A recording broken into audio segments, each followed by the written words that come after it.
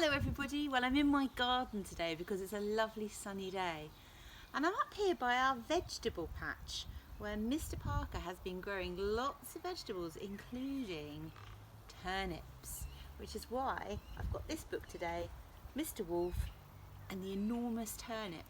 And I think Mr. Parker would probably like to show off his turnips because they're the ones that have grown the most in our vegetable patch. You see how huge they're getting. Not quite as big as this one in the story though. Might have to give it a few months yet. Right. This is a story by Jan Fernley. Very similar to the one we had the other week. I wonder if the same thing will happen. We'll find out. One day, Mr. Wolf found a most peculiar thing in his garden. It was a great, big, enormous turnip. Yum, yum, he said, licking his lips at the thought of spicy turnip stew for his supper. He rubbed his paws together and set about picking the turnip.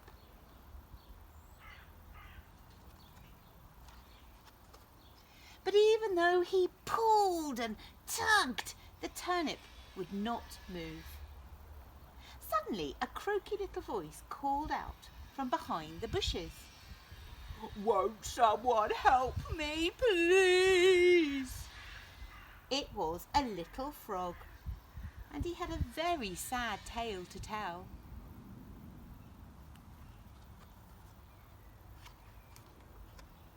Hang on, I've just noticed at the top of that page there, can you see? Seems to be a granny on a broom.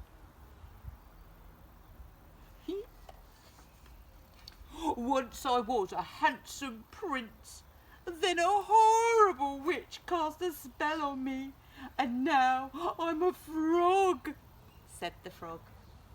"Only a kiss from a princess will break the spell. Please help."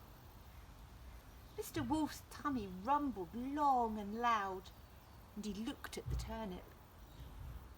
"If you help me," said the frog, noticing Mr. Wolf's hesitation, "I'll command my servants to pull up your turnip." "Oh, what a nice little frog," thought Mr. Wolf. "I'll do what I can." Mr. Wolf took the frog to the royal palace where the beautiful princesses lived. "I'm sure we can persuade a princess to kiss you better," he said. They found the first princess in a royal chamber. Minstrels serenaded her with sweet music as she pranced about, admiring herself. Mr. Wolf bowed his best royal bow and said, "Your Royal Highness, a witch has cast a spell on this prince. Please, will you kiss him better?"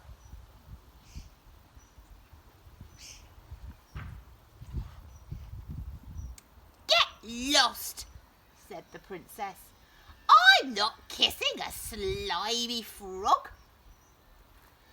"Well, perhaps I could tempt you with some turnip stew," said Mr. Wolf, his tummy rumbling at the very thought of it. "Never mind her," said the cat with the fiddle. "She's awfully vain." That means she really loves herself. "But what about me? I'm a royal cat. You can trace my ancestry right back to the Egyptians. For a bowl of turnip soup, I'll kiss him better." Everyone agreed it was worth a try. So the cat kissed the frog. "Kissy, kissy, kissy." Nothing happened. "Oh no," cried the frog. "I'm doomed to be froggy forever." "Don't give up," said the cat. "She's not our only princess. Follow me." The second princess was relaxing in the palace gardens. Mr. Wolf bowed his best royal bow. "Your Royal Highness," he said, "a cruel witch has cast a spell on this handsome prince. Please, please, will you kiss him better? He'll give you some of his turnip stew, said the frog.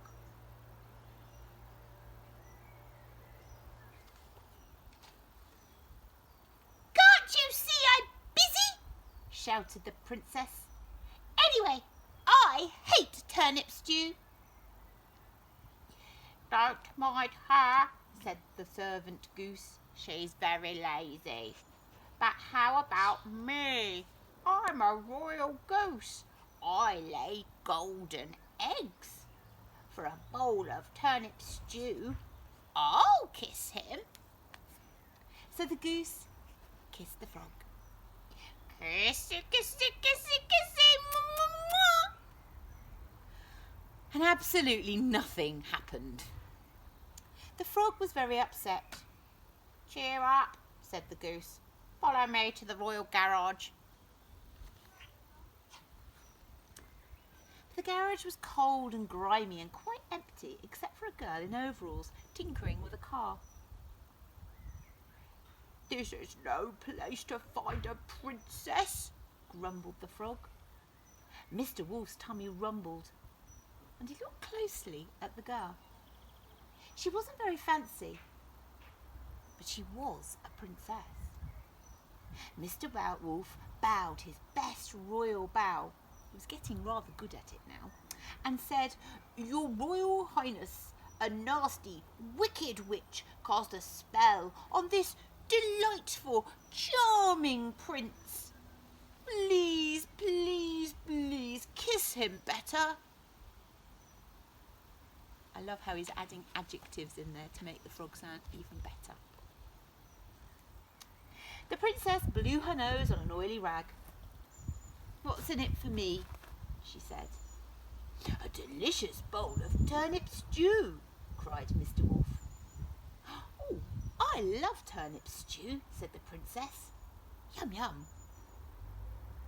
You don't look like a princess to me, said the frog. Hush up, frog, and hold still, commanded the princess. Kissy, kiss, kiss. Mwah. And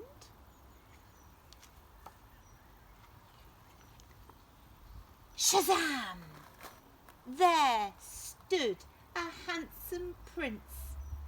He was absolutely splendid. Mr. Wolf was very impressed. Your Royal Highness, Mr. Prince Sir, he said politely. Now it's your turn to help me. Oh, no, said the prince. It's simply not done for a noble prince to be seen consorting with common wolves and grubby old turnips. Out of my way before I throw you in my dungeons.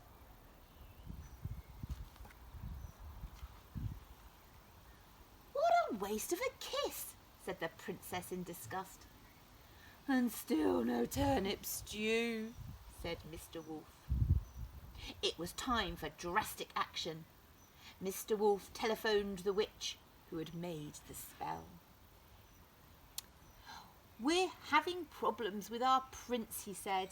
He's mean and nasty, and he doesn't keep his promises. I know, replied the witch. That's why I magicked him in the first place. Can't you change him back? Asked Mr. Wolf. Sorry, said the witch. I'm afraid you're stuck with him.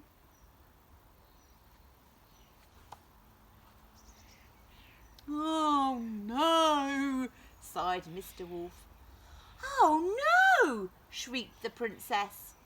Those rascals are stealing my car. I don't know if you can see, but the prince and the other two princesses are taking the car.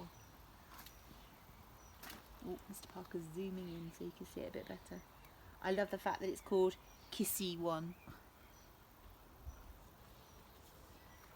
Mr. Wolf thought very hard for a moment. There was only one decent thing to do.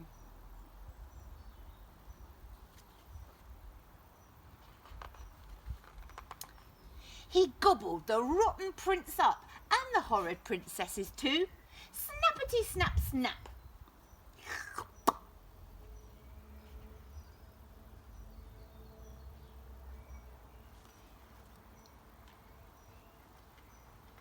Good riddance to the lot of them, said the nice princess, and she gave Mr. Wolf a big hug and a kissy kiss kiss.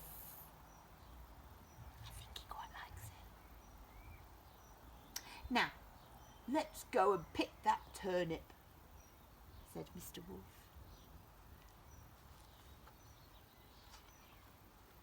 And together Mr. Wolf and his new friends pulled and tugged and heaved and huffed, and finally, ta-da! Out came the turnip. Pop!